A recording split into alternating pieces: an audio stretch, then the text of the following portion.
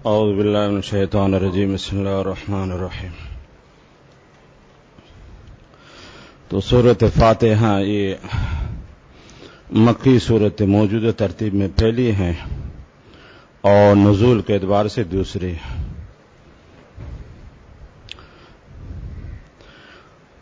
اور یہ بمنزل متن ہے، اور باقی قرآن شریف اس کی شرح ہے۔ اس لیے میں نے پہلے بتا دیا، یہاں سوال ہوتے کہ کس پارے میں شامل ہے، تو ظاہری طور پر آپ دنیا کے تفاسیر اٹھا کے دیکھ لیں، کہیں جواب نہیں ملے گا آپ کو۔ جواب یہی ہے کہ متن شرح کے اندر آ جاتا ہے خود بخود۔ اب ہدایت کا جو متن ہے تو نیچے اب متن شرح کے اندر خود موجود ہے۔ مسلمانی کے جو متن ہے وہ شرح کے اندر خود شامل ہے۔ تو اس طریقے سے فاتحہ تمام پاروں میں شامل ہے، الف لام سے لے کر اور والناس تک،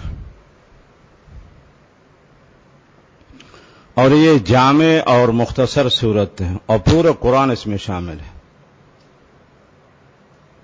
جتنے فضائل اس فاتحہ کے شاید کسی اور صورت کے نہ ہوں۔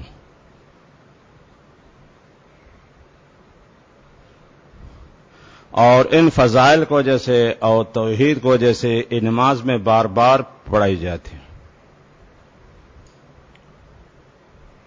اور کوئی صورت نہیں ہے جس کے دو نام سے زیادہ نام ہو۔ زیادہ سے زیادہ کسی صورت کے دو نام ہوتے، ایک نام دو نام، لیکن فاتحہ واحد صورت ہے۔ علامہ آلوسی رحم اللہ نے 22 نام لکھے ہیں، تو آپ لکھنا چاہے تو میں آپ کو بتا دوں گا۔ مدے کو پیسے تیری ایمان خراب ہو جائے، مدے کو سورہ فاتحہ کے اسماء آپ دیکھیں، یہ واحد صورت ہے، اس کے تقریباً 22 نام ہے۔ نمبر 1 فاتحۃ الکتاب،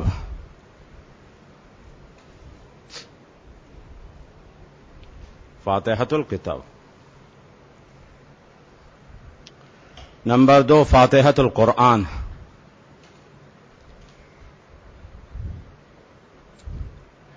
قرآن کی ابتدا ادھر سے ہوتی ہے، فاتحۃ القرآن۔ نمبر 3 ام الکتاب، چونکہ بنیاد ایک قرآن کریم کی اصل ہے ام الکتاب، ام کہتے بنیاد اور اصل کو۔ ماں کو بھی عربی میں ام کہتے، جو وہ بھی ماں کے لیے، وہ بچے کے لیے مرکز ہے، سمجھ رہے ہو؟ ابو سے تعلق صرف بچوں کو صرف پیسوں تک ہے بس۔ ہاں بچوں کو یاد رکھنا، ابو کے پیسے اور امی کی محبت اور پیار بہت اچھے لگتے ہیں۔ پیسہ ابو کا، باقی پیار اور محبت وہ امی کی۔ ہاں تو زیادہ تر دیکھ بچے وہ ماں کے ساتھ بیٹھتے، وہ ابو کے ساتھ نہیں بیٹھتے، کیونکہ امی پیاری پیاری باتیں کرتے، محبت پیار، اور ابو ڈانٹتا ہے، پھرتا مارتا ہے۔ تو ابو کے سوائے پیسوں کے اور کوئی مسئلہ خاص فائدہ نہیں ہے، باقی سب ماں ہے۔ تو اس لیے وہ ام کہلاتا ہے، کہلاتی ماں، جو بچے کے لیے مرکز ہے۔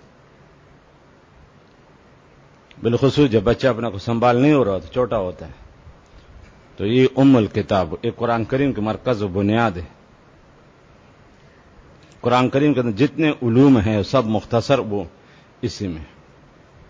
اس لیے علامہ راضی رحمہ اللہ نے تفسیر کبیر میں ایک جلد سے فاتحہ پہ لکھی کہ پہلی جلد صرف فاتحہ پر ہے، دوسری پہ تفسیر کبیر کے وہ بقرہ سے شروع ہوتی ہے، پہلی جلد اس فاتحہ پر ہے۔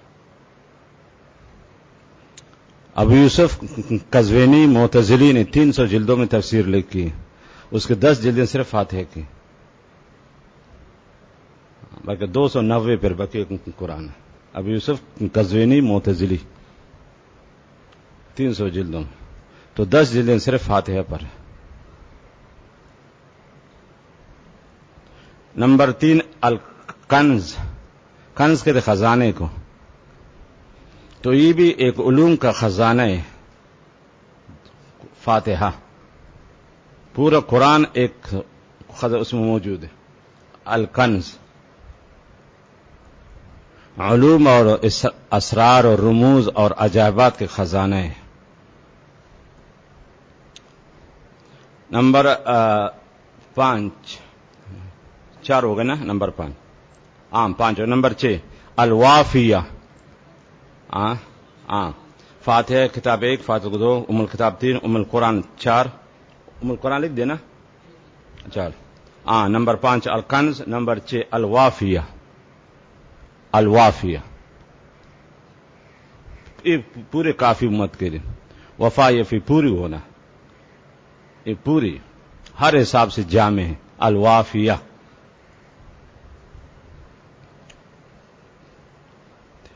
ام القرآن 4، کنز 5، الوافیہ 6. شاید میں ایک نام بیچ میں چھوڑ دیتا نا. فاتحۃ الکتاب 1، فاتحۃ القرآن 2، ام الکتاب 3، ام القرآن 4. ام القرآن 4 یہ شاید ہے. اور الکنز 5. نمبر 6 الوافیہ.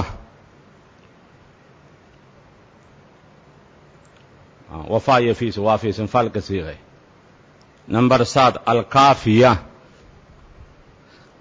یہ پوری امت کے لیے اور پوری دنیا کے لیے کافی ہے.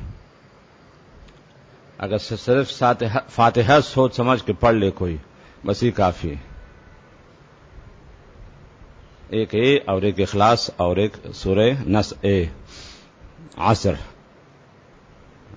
الکافیہ. نمبر 8 الاساس. بنیاد کہتے ہیں سین کے ساتھ. اساس. الاساس بنیاد ہے. جیسے عمارت کڑی تو 15-20 فٹ نیچے تو اس کی بنیاد ہے، اور باقی اب جتنے عمارت کھڑی کرو بنیاد مضبوط ہے. تو یہ بنیاد ہے. باقی پوری قرآن اسی پر ہے.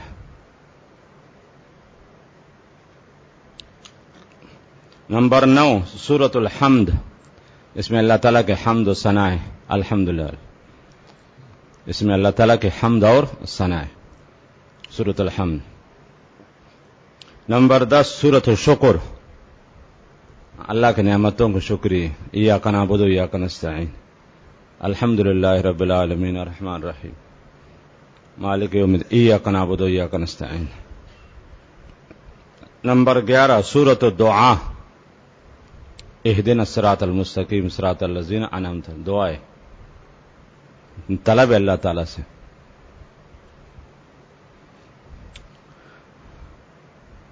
لو لم ترد نیل ما نرجو ونطلبه من بحار جودک ما علمتنا الطلبہ.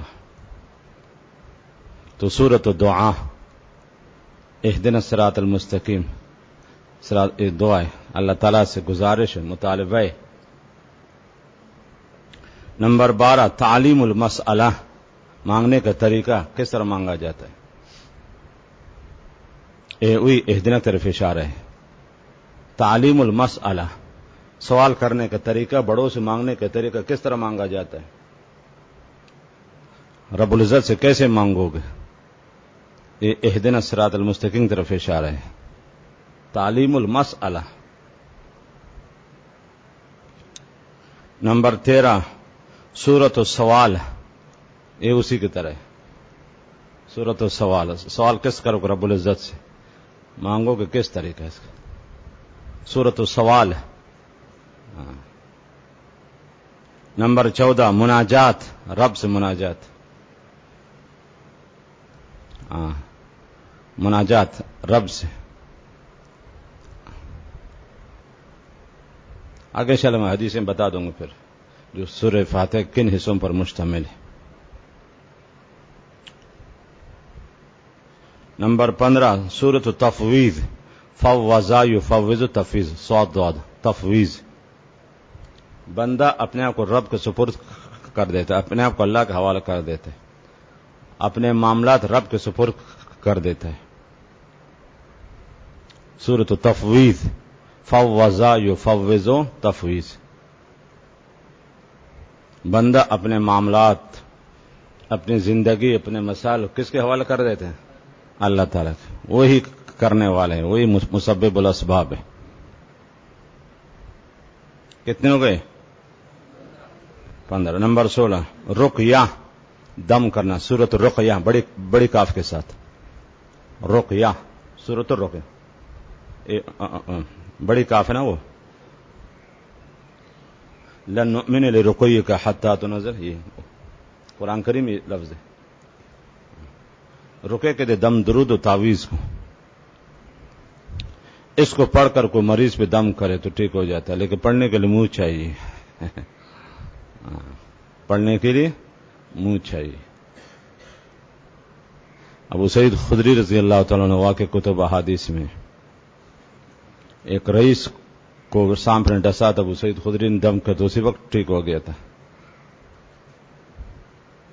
تو سورۃ الرقیہ دم اور درود تعویذ کے, اس کو 7 دفعہ مریض پر پڑھ کر دم کر لے اور پانی میں پڑھ کر دم کو اس کو پلا لے, کیسے ٹھیک نہیں ہوگا؟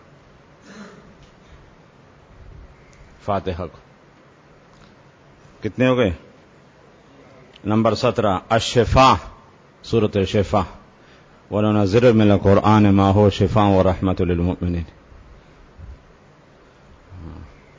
ظاہری اور باطنی تمام امراض کے شفا ہے. ظاہری و باطنی و روحانی ہر قسم کا امراض کے لیے, چاہے لکھ کر دے دے یا پڑھ کر دم کر لے, پانی میں پڑھ کر دم کو پلا لے, کسی بھی طریقے سے تو مریض کو فائدہ ہو جاتا ہے. لیکن اس میں 2 شرط, ایک تو پڑھنے والا دم کرنے والا وہ بھی صحیح ہو, اور دوسرا کہ مریض کو بھی کہ ایمان و یقین ہو. سورۃ الشفاء کتنے ہو گئی؟ 17. نمبر 18 سورۃ الشافیہ, یہ شفا دینے والے ہوئی, شفا دینے والی. شافیہ یہ اسی کا ہم معنی ہے, وہ مصدر اسم فاعل ہے, شفا دینے والی. یہ نسبت سببی ہے, اصل تو شفا دینا اللہ کے ذات ہے, فاتحہ سبب ہے, نسبت حقیقی نہیں ہے, سببی. کتنے ہو گئے؟ 18. نمبر 19 سورۃ الصلاۃ, نماز اس پر مشتمل ہے, اس لیے ہر رکعت میں پڑھی جاتی ہے. ہر نماز ہر رکعت میں پڑھی جاتی ہے. نماز کے باقی مسائل میں تو اس میں کسی کے اختلاف نہیں, کسی امام کے نزدیک کہ ایسی رکعتیں جس میں سورہ فاتحہ کی تلاوت نہ ہو. سورت پڑھنے میں اختلاف ہے آخری رکعتوں میں, لیکن فاتحہ پڑھنے میں کسی کے اختلاف نہیں, تمام رکعتوں میں پڑھی جاتی ہے. ہاں باقی فرض ہے واجب ہے وہ بات کے بعد ائمہ کے اختلاف ہے, لیکن پڑھنے میں تو سب متفق ہے کہ سورہ فاتحہ پڑھنی. ہاں یہ پڑھنا یہ واجب کے درجے میں یا مستحب کے درجے میں یا سنت کے درجے میں, وہ پھر ائمہ کے درمیان اختلافی مسئلہ ہے. نمبر 20 سورۃ النور. نور دنیا کو روشن کرنے والی, دلوں کو روشن کرنے والی, دماغ کو روشن کرنے والی. جیسے آپ کلاس کو رات کو ہر طرف سے بند کرو تو اندھیرا ہو جائے گا, لائٹیں جلاؤ تو پھر روشنی ہو جاتی. تو اس طرح معاشرے میں بمنزل چراغ ہے, لائٹ ہے, سمجھ رہے ہو, اور دل اور دماغ انسان کا اندھیرا گھر ہے, تو فاتحہ ان کو منور کر لیتے. یہ نور بمانا منور کے, مصدر بمانے اسم فاعل ہے, مصدر بمانے اسم فاعل, تو نور بمانے منور, روشن کرنے والی. نمبر 21 القرآن العظیم. تسمیۃ الجز باسم الکل, القرآن العظیم.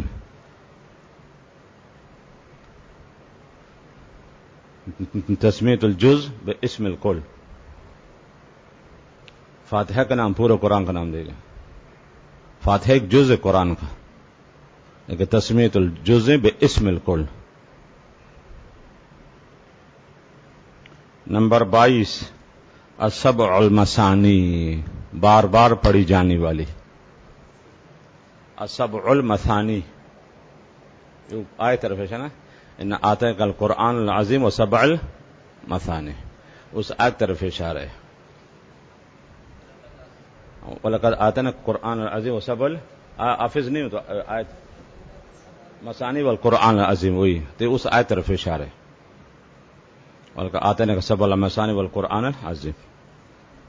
تو سبع المثانی بار بار پڑھی جانے والی، بار بار، کیونکہ ہر نماز میں اور ہر رکعت میں اس کی تلاوت ہوتی ہے. اور دن میں کتنے نمازیں لوگ پڑھتے، کتنے رکعتیں پڑھتے، تمام رکعتوں میں. ظہر کی 4 سنتوں میں پڑھی جاتی، 4 فرضوں میں پڑھی جاتی، آخری 2 سنتوں میں پڑھی جاتی، پھر نوافل میں پڑھی جاتی، عصر سے پہلے نوافل میں پڑھی جاتی، عصر کے فرائض میں پڑھی جاتی، مغرب کے فرائض میں، سنتوں میں، نوافل میں، عشاء کے نوافل میں، فرائض میں، سنتوں میں، پھر وتر میں، اس طریقے سے فجر کی سنتوں میں، اشراق، چاش، کتنی نماز ہے دنیا میں. کو ایسی نماز اور ایسی رکعتیں جس میں فاتحہ نہ پڑھی جائے. تو سب علماء نے بار بار پڑھی جانے والی، بار بار تلاوت کی جانے والی. تو اس طریقے سے 22 نام علامہ آلوسی رحمہ اللہ نے سورہ فاتحہ میں نقل کرے. جس کے پاس روح المانی وہ دیکھ لے. تو یہ چونکہ ایک جامع صورت ہے اور فضائل اس کے بے شمار ہیں، اور اسی فضیلت کو اس کے نام بھی اسماء تعدد اسماء، یہ مسمى کی فضیلت ہے. تعدد اسماء یہ مسمى کی فضیلت.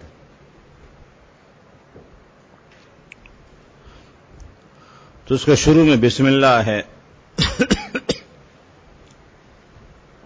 اور اس سے پہلے اعوذ باللہ ہے. اذا قرأت القرآن فاستعذ باللہ. یہ بالاتفاق سنت ہے اعوذ باللہ پڑھنا شروع میں.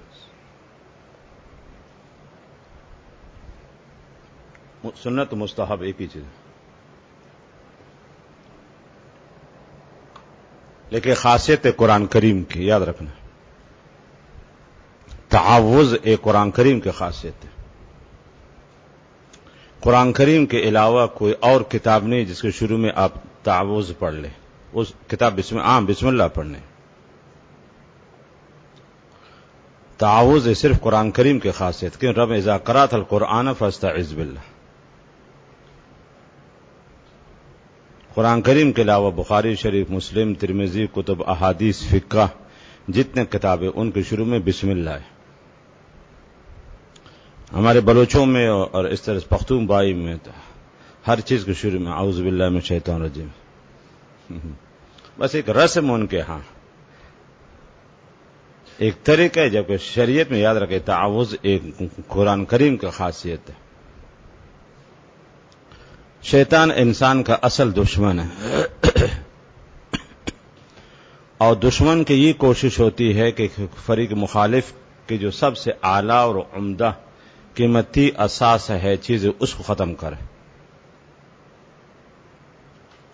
اب مسلمان کے سب سے بنیادی چیز ہوتی ایمان ہے اور قرآن ہے. تو شیطان کی یہی کوشش ہوتی ہے کہ مسلمان کسی نہ کسی طریقے سے ایمان کو ختم کر لے، یا تو اس کو مرتد بنا لے، اگر مرتد نہیں ہوا تو کم سے کم فسق و فجور مبتلا کر کے اس کے ایمان مکڑی کے جال بن جائے اور بالکل کمزور ہو جائے، ناتوان ہو جائے، بالکل ختم ہو جائے. یہی شیطان کی کوشش ہوتی ہے. یا تو کلی طور پر ایمان کو ختم کر لے، یا جزوی طور پر اس کو بالکل ختم کرے، کمزور کر لے، فسق و فجور اور کبائر میں اس کو مبتلا کر کے، اور کبائر سے اور مسلسل گناہ کرنے سے پھر ایمان کمزور ہو جاتا. بالکل وہ پھر پتھر کی طرح اور لوہے کی طرح مضبوط نہیں ہوتا، وہ مکڑی کا جال بن جاتا ہے، پھر معمولی سے پونگ مارنے سے اڑ جاتا ہے. تو مومن کے ایک سرمایہ سب سے بڑا اور بڑی دولت مسلمان کے لیے وہ تو ایمان ہے. تو اس کی بھی شیطان کوشش ہوتی ہے، جس سورہ اعراف میں اس کا ذکر انشاءاللہ آنے والا ہے. شیطان کہاں کہاں بیٹھا رہتا ہے، اور اس کے بارے میں بزرگوں نے باقاعدہ کتاب تلبیس ابلیس حافظ عبد الرحمن جوزی کی، شیطان کس طرح انسان کو گمراہ کر لیتا ہے، کس طریقے سے علماء کو کس طریقے سے بھٹکا دیتا ہے، عوام کو کس طریقے سے، بادشاہوں کو کس طریقے سے، تجار کو کس طریقے سے. جیسے انسان ہوگا اسی حساب سے شیطان اس کے پاس آئے گا، جیسے شکار ہوگا شکاری اسی حساب سے جال بچائے گا. اور اس طریقے سے حافظ ابن قیم رحم اللہ نے کتاب لکھی اغاثۃ اللفان عن مصائد الشیطان، شیطان کے داؤ پیج اور شیطان کے شکار سے بچنا. اغاثۃ اللفان، اغاثہ کہتے مدد کو، لحفان کہتے مظلوم کو. اغاثۃ اللفان عن مصائد الشیطان، مصائد سید کے مصدر میمی. تو یہ دو کتابیں شیطان کے داؤ پیج اور مکر و فریب سے بچنے کے لیے.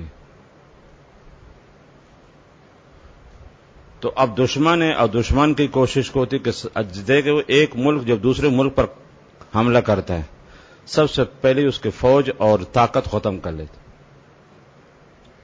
اگر اس کے ایٹم بم ہے اس کو ناکارہ بنا لے، ایک میزائل ہے اس کو ناکارہ بنا لے، فوج کے بڑوں کو مار ختم کر، باقی پھر عوام کو قبضہ کرنا، قابو کرنا، پارلیمنٹ میں قابو کرنا کوئی مشکل نہیں اس کے لیے. ایک ملک جب دوسرے ملک پر حملہ کرتا ہے تو سب سے پہلے اس کی طاقت کو تس نس کر لیتا ہے، مٹی کا ڈھیر بنا لیتا ہے. اس کے بعد پھر پارلیمنٹ پر قبضہ کرنا اور وزراء کو قابو کرنا یہ اس کے لیے کوئی مشکل نہیں ہوگا. تو اس طریقے سے شیطان انسان کا ازلی دشمن ہے. تو سورہ آراف میں انشاءاللہ ذکر آ جائے گا. جب وہ راندہ درگاہ ہو گئے تو اس نے تہیہ کیا اور عزم مصمم اور پکا ارادہ کر دے کہ اب ان کو گمراہ کر کے چھوڑوں گا اور اپنی پوری کی ٹیم اور تنظیم اپنی تیار کر لوں گا، اکیلا نہیں رہوں گا. اور رب نے فرمایا کہ جو کچھ کرنا کر لو. باقی انشاءاللہ پوری تفصیل سورہ آراف میں آنے والی انشاءاللہ.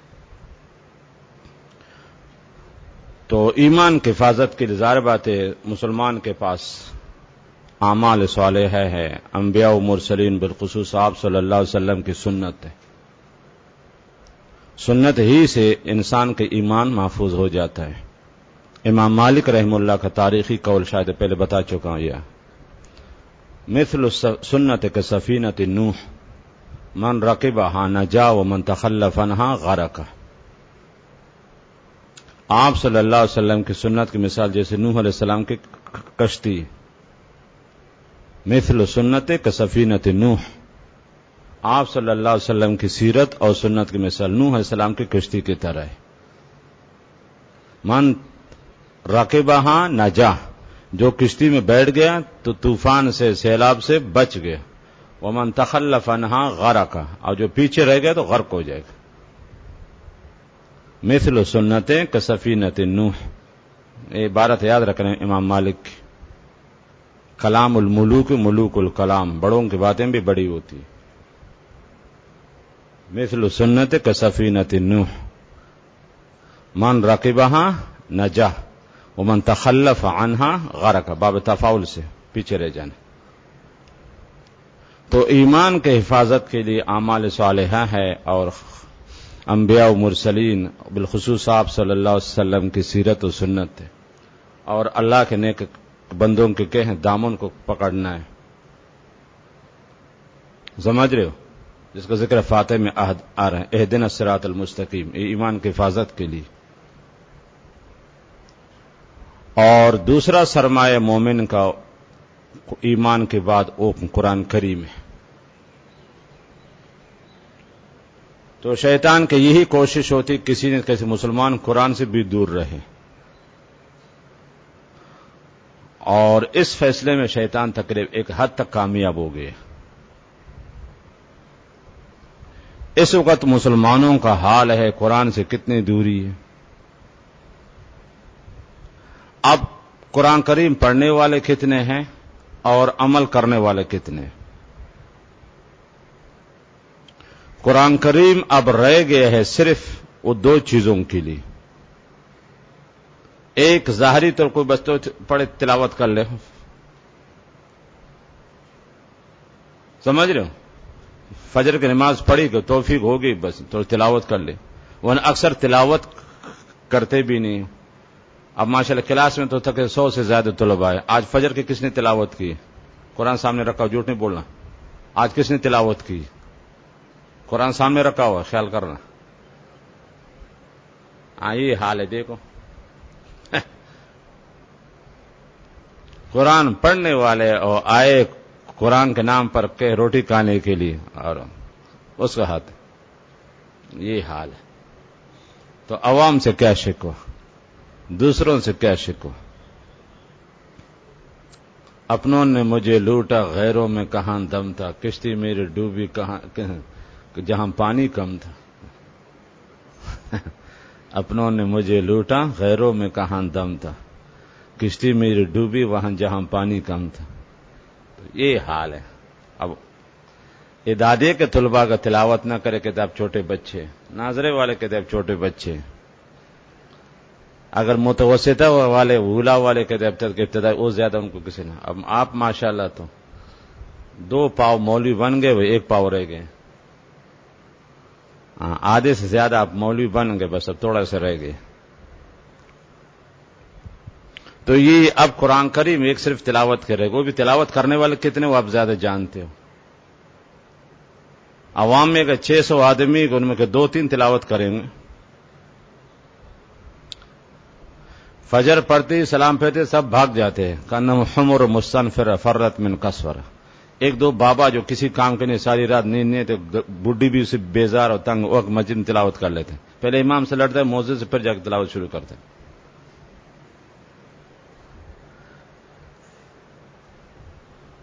جس کے کوئی سنوائی نہیں ہے، گھر میں کوئی حقیقت نہیں ہے، کوئی کام نہ ہو، وہ آ کے اب آخر میں قرآن شریف لے کے بیٹھ جاتا ہے. یا کوئی شاذ نادر، کوئی خدا ترس نوجوان. تو اب امت میں قرآن کریم صرف 2 چیزوں میں شیطان بتا رہا، شیطان کس طرح گمراہ کر لیتے ہیں انسان.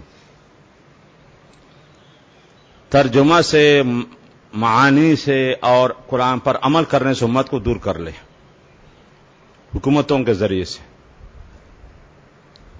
فسق و فجور مبتلا کر کے. 1 گھنٹہ ٹی وی دیکھے گا، 2 گھنٹہ اخبار پڑھے گا، مجالے کے تھوڑے سے قرآن تلاوت کر لیں.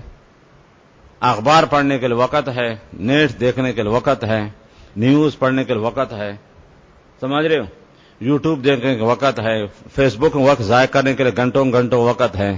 لیکن مجال ہے کہ چند منٹ قرآن شریف کے لیے نکالے. فضول واہیات اور خرافات وقت بہت ضائع کرے گا، قرآن کریم کو وقت نہیں اس کے پاس، ہیلے بہانے تلاش کر کے. تو اس طرح کے شیطان امت کو قرآن سے دور کر دے، عمل سے تو بالکل دور کر دے، بالکل پوری دنیا سے. اب صرف قرآن کریم 2 چیزوں، ایک تلاوت تک بات یہاں سے چلی تھی، وہ بھی شاذ نادر، 100 میں کوئی 2 تلاوت کرے یا 5. اگر مسجد میں 100 آئیں گے فجر کی نماز میں، اس میں 2-3 تلاوت کریں گے، باقی کوئی نہیں کرتا. اور یہ حال فرشتوں کو بھی. حالانکہ آج کل گرمی کے دن بڑے ہوتے، فجر کے بعد وقت بہت زیادہ ہوتا ہے. فجر کے بعد فوراً بسترے میں لمبا ہونا شام کی طرح ایک کوئی کمال نہیں ہے. تو اس قرآن شریف کی تلاوت ہو، ذکر اذکار ہو، اوراد ہو، پھر جا کے آرام کر. تو ایک قرآن کریم صرف تلاوت کی رہے گا رسمی طور پر. نمبر 2 قرآن خوانی کے لیے. یہ جس نے کبھی زندگی میں قرآن کھولا نہ ہو اور جس نے کبھی مسجد کی شکل نہیں دیکھی ہو، اور جو بوڑھا ہو جاتا ہے، مر جاتا ہے، اب طلباء تھے قرآن خوانی کے لیے. اور طلباء کے قرآن خوانی اب جانتے ہو کیسے ہوتی. جیسے پاکستان کے تیز گام اور کہیں شالیمار ہوتی. 15 طلباء ہیں، 10 منٹ میں قرآن ختم. کیسے پڑھتے؟ ایسے. اب قاری صاحب پڑھتا ہے، یہ پارا مکمل ہو گیا. دوسرا اس طریقے سے اللہ بلا کرے آپ کا 10 منٹ میں قرآن خوانی ہو گئی. سمجھ رہے ہو؟ اب انتظار بریانی کی، بریانی یار ایک اور میں. تو کیا اس قرآن خوانی سے اس کے بڑا پار ہو جائے گا؟ کشتی ساحل تک پہنچ جائے گی؟ ہاں، ایک قرآن اس کو کام آئے گا، سفارش کرے گا جس نے کبھی اسے کھول کے دیکھا نہ ہو. تو یہ اب قرآن خوانی بھی، یہ بھی آج کل فیشن ہوگا، اللہ معاف فرمائے. ٹھیک، قرآن وہ تو ہمارا عقیدہ ہے اہل سنت کا، ثواب پہنچ جاتا ہے، ثواب کا تو کوئی انکار نہیں کرتا. سمجھ رہے ہو؟ لیکن پڑھنے کا جو انداز ہے اس سے شکوہ ہے. رضا خانی نے باقاعدہ سو کاروبار بنایا ہے، باقاعدہ. جیسے میراثی کو ٹولہ ہوتا نا، ایک ڈول ہوتا ہے، 3-4 میراثی ہوتی، یہ بھی ایسے ہوتے. بس ایک وہاں ڈول کے بجائے قرآن کریم کے سیٹ ہیں اور باقی سب وہی سیٹوں کے نام ہے. ریشر کافی، آج فلاں کے ہاں قرآن خوانی ہے، آج فلاں کے ہاں قرآن خوانی. آج اس سیٹ کے پاس میں اس سیٹ کے، میں گیا ہوں ان کے قرآن خوانی میں، مجھے سب کچھ معلوم ہے. میں بریلوی قرآن خوانی میں گیا ہوں. جی ہاں، ان کے ہاں جو بریانی آتی ہے، کھانا ہوتا ہے، اور اگر صبح کے یاد وقت قرآن خوانی جو ناشتہ آتا ہے وہ آپ نے کبھی خواب میں نہیں دیکھا ہے. جی ہاں، وہ حلوہ، پوری، چھولے، پکوڑے، پکوڑے نہیں، وہ پراٹھے، چائے، سموسے، کیا کیا چیزیں آتی ناشتے میں ایک قرآن خوانی میں. تو یہ باقاعدہ ان کے ہاں اللہ معاف فرما کاروبار بنا ہے، اور یہ اللہ معاف فرما ہمارے آل حکم بھی ہے. تو اب قرآن کریم 2 چیزوں کے لیے صرف رہ گیا، ظاہری طور پر کوئی تلاوت یا زیادہ زیادہ کیا ہے قرآن خوانی، اور عملی طور پر اللہ معاف فرما مسلمان قرآن سے بالکل دور ہے. کہاں قرآن پہ عمل ہو رہا؟ پوری دنیا میں آپ دیکھیں، کفری ممالک کے علاوہ جو اپنے آپ کو اسلامی ممالک کہتے ہیں نا، تو وہ کون سا ملک ہے جہاں قرآن نافذ ہو؟ سعودی میں قرآن نافذ ہے؟ پورے عرب میں قرآن نافذ ہے؟ بنگلہ دیش میں نافذ ہے؟ پاکستان میں نافذ ہے؟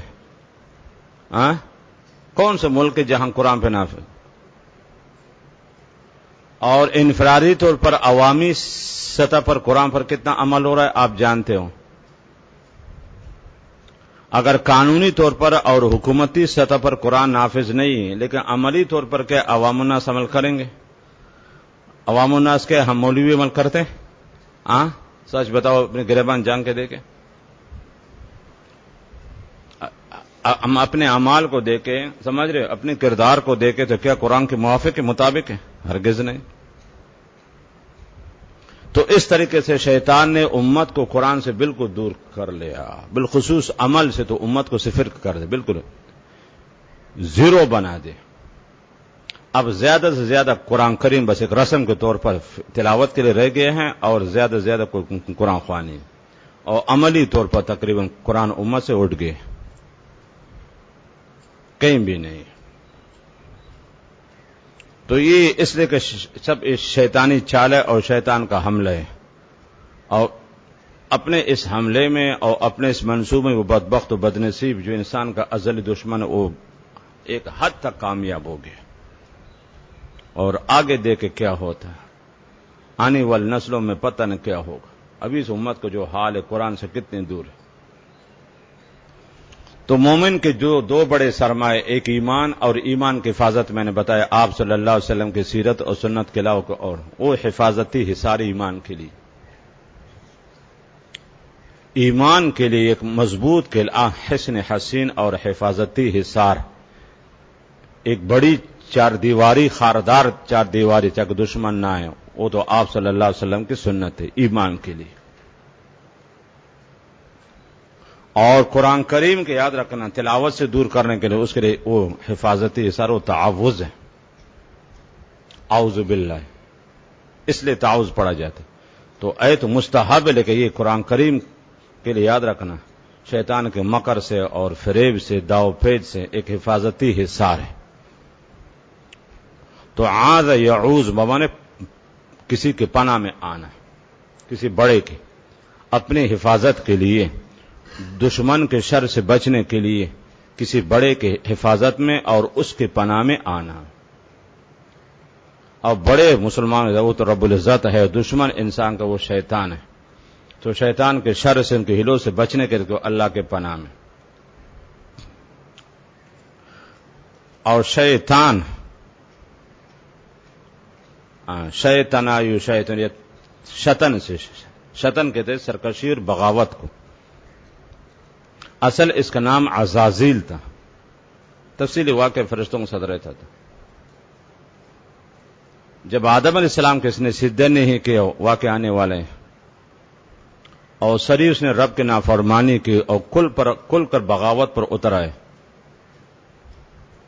صاف ظاہر کہہ دے کہ نہیں مانتا، تو نام رکھا گیا اس کا شیطان. اب جو بھی سرکش و باغی نافرمان کو اس عرف میں کیا کہتے اس کو؟ شیطان کہتے. بڑا شیطان آدمی. کیا مقصد؟ کہ سرکش و باغی بات نہیں مانتا، بالکل اس سے خیر کی توقع نہیں کی جاتی. تو اب جو بھی سرکش اور نافرمان ہوگا عرف میں اس کو شیطان کہتے ہیں. تو اصل اس کا نام عزازیل ہے. تو اس کے نافرمانی کی وجہ سے اور روگردانی کی وجہ سے، عدولی حکم کی وجہ سے اس کا نام شیطان رکھا گیا. اور پھر ہمیشہ کے لیے اللہ تعالی کی رحمت سے نا امید ہو گئے، ہمیشہ کے لیے. فخرج فإنک رجیم، تو نام ابلیس بھی رکھا گیا محروم کے معنی میں. ہمیشہ کے لیے اللہ تعالیٰ کے رحمت سے اور نعمتوں سے محروم ہو، تو نام اس کا رکھا گیا ابلیس ہے. تو اس میں علم اس کا وہ عزازیل ہے، اور شیطان اور ابلیس اور طاغوت اور خناس وغیرہ سب یاد رکھنا، یہ اس کے اوصاف ہے. اوصاف شیطنت ہے، اوصاف نافرمانی کی وجہ سے. اور رجیم بمانے مرجوم کا ہے، فعیل بمانے مفعول کا. فخرج فإنک رجیم، فرشتے بھی اس کو پتھر مارتے. اور رب کے ہاں سے ہمیشہ کے راندے درگاہ ہو گئے ہمیشہ کے لیے. تو رجیم بمانے مرجوم. تو اس سے قرآن کریم کے شروع میں تعوذ پڑھنا یہ بھی مستحب ہے بالاتفاق، اس میں کسی کے اختلاف نہیں. اس کے بعد باری آتی ہے بسم اللہ کی، اور یہ بھی اس کو قرآن کریم میں، اور ہر کار خیر کے شروع میں اس کا پڑھنا سنت طریقہ ہے. یہ قرآن کریم کی خاصیت نہیں ہے. ہر کار خیر اور نیک کام ہو جس میں اجر اور ثواب ملتا ہو، اچھا کام ہو جو مسلمانوں میں رائج ہو، تو اس کام کے شروع میں پھر کہیں اللہ تعالیٰ کا نام لیا جاتا ہے. تو گھنٹہ بج گیا نا؟ ہاں ٹھیک ہے، انشاءاللہ.